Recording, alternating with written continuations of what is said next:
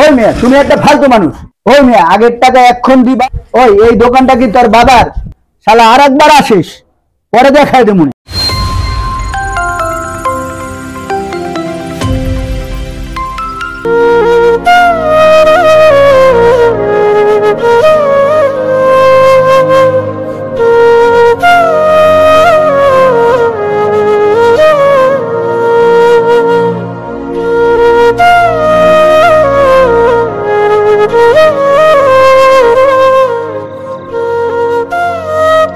আসসালামু আলাইকুম আনোয়ার ভাই, কেমন আছেন? ভালো আছেন?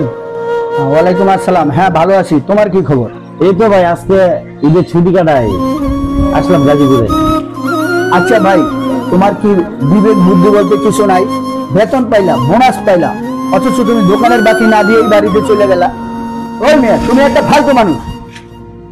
আনোয়ার ভাই, যা বেতন বোনাস পাইছিলাম ভাই, গ্রামের বাড়ি অনেক দূরে, রুম ভাড়া আর গাড়ি ভাড়া দিয়ে সব শেষ, হাতে কোনো টাকা পয়সা নাই। তো এই জন্য ভাই আপনাকে আমি দোকান বিলটা দিতে পারি নাই। তো ভাই ঘরে বাজারও নেই, তো যদি মানে আইছিলাম যদি বাজার দিতেন তাহলে ভাই মানে ভালো হইতো। ওই মেয়ে আগের টাকা না দিয়ে তুমি আবার বাজার নিতে আইছো, ফাইজলামি করো। ওই মেয়ে আগের টাকা এখন দিবা, তারপরে কথা বলবা, এর আগে বাজার দিতেও পারবা না। ফাইজলামি পাইছো? হ্যাঁ, আগে টাকা দিয়া পরে দিবা। ওই এই দোকানটা কি তোর বাবার যে নিবি আর খাবি, টাকা দিবি না? সেখানে দাঁড়ায় আগের টাকা দিয়া পরে যাবি।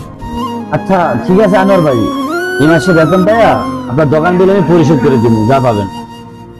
তো আনোয়ার ভাই, এখন পারলে আমার কিছু বাজার দেন, কারণ বাজার যদি না দেন তাহলে না খেয়ে থাকা লাগবো, ঘরে কোনো পরিমাণ বাজার নেই। আর কোনো দোকান বাকি দিতে পারবো না। আগে বেতন পাবি, আমার দোকান বিল পরিশোধ করবি, তারপরে কথা। তুই এখন যা আমার সামনে থেকে, আর বিরক্ত করিস না।